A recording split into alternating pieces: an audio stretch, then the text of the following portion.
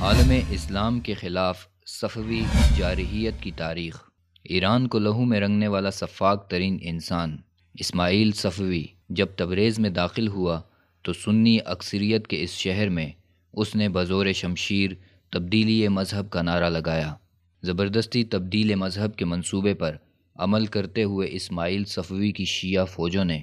وہاں کے اہل سنت عام و خاص کو مولی کی طرح کاٹا۔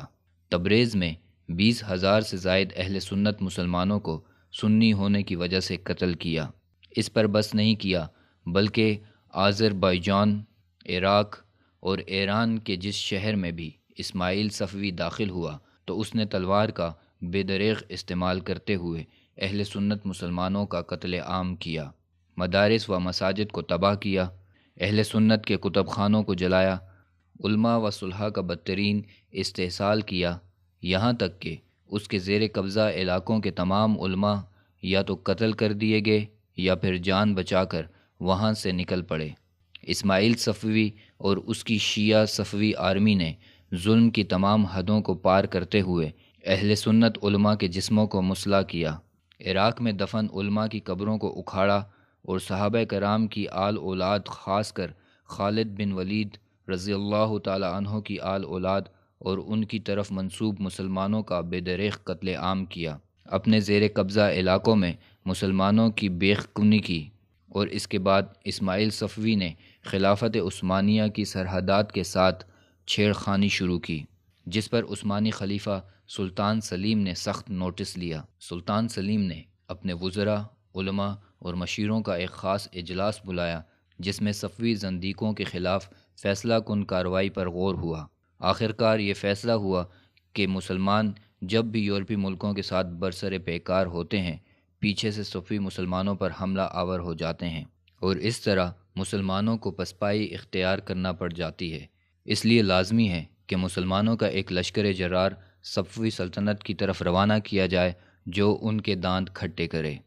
سن 1915 19 مارچ کو سلطان سلیم نے اپنے لاہو لشکر سمیت اسماعیل صفوی اور اس کی خونخوار ظالم فوجوں کا قصد کیا اور تبریز میں اسماعیل صفوی کو شکست فاش ہوئی۔ اسماعیل صفوی میدان جنگ سے دم دبا کر آذربائیجان فرار ہوا اور وہاں سے منظم ہو کر پھر سے اس نے یورپ سے برسر پیکار مسلمانوں کی پیٹھ پر حملے شروع کیے۔ اب سلطان سلیم کی وفات ہو چکی تھی اور سلیمان قانونی عثمانی خلافت کی زمام سنبھالے ہوئے تھے۔ اسماعیل صفوی کی موت کے بعد اس کا بیٹا طہماسپ ایرانی مسند سلطنت پر بیٹھ کر مسلمانوں کا خون بہا رہا تھا۔ جب عثمانی خلیفہ سلطان قانونی نے طہماسپ کا قصد کیا، اس نے ہنگری کے صلیبی بادشاہ سے مدد طلب کی کہ مسلمان چونکہ ہمارے مشترکہ دشمن ہیں اس لیے کیوں نہ مل کر یورپ کی طرف سے ترکی پر تم حملہ آور ہو جاؤ، اور جب مسلمان تمہارے ساتھ مصروف ہو جائیں تو پیٹھ کی طرف سے ہم مسلمانوں پر حملہ آور ہو جائیں گے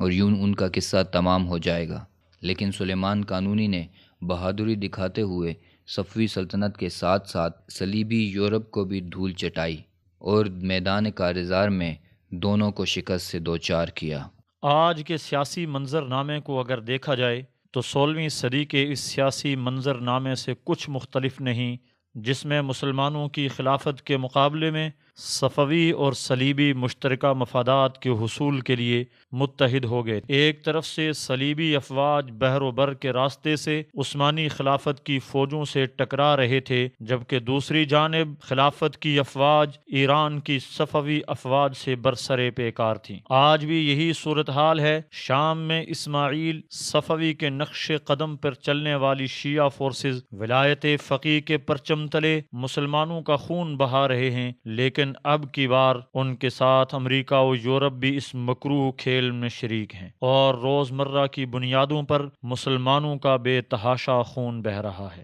نظریہ ولایت فقیہ پر قائم ایران کی صفوی حکومت آج روس اور امریکہ کی معیت میں، جہاں ایک طرف داعش کی آڑ میں شامی اور عراقی مسلمانوں کا خون بہا رہی ہے، وہیں دیگر مسلمان ممالک کے لیے مسائل مسائل میں اضافہ کر رہی ہے۔ پاکستان، افغانستان، عراق اور یمن میں فرقہ واریت کی آگ بھڑکانے کے بعد اب ایران کی نظریں خلیجی ممالک اور ترکی پر ہیں۔ ترکی کے فضائی حدود میں روسی فضائیہ کی دراندازی ان ایرانی کارستانیوں کا شاخسانہ تھا جس کے ذریعے سے وہ مسلمان ممالک کو روح بزوال دھکیلنے کی ہمیشہ سے کوشش کرتا رہا ہے، لیکن اب وقت آ گیا ہے کہ مسلم امہ ایران کی صفوی یلغار کے سامنے بند باندھ کر امت مسلمہ کو اس کے شرور سے نجات دلائے، کیونکہ مسلم امہ کے وقار کی حفاظت کی ذمہ داری تمام مسلمانوں پر عائد ہوتی ہے اور مسلمان ہیں پاسباں اس کے۔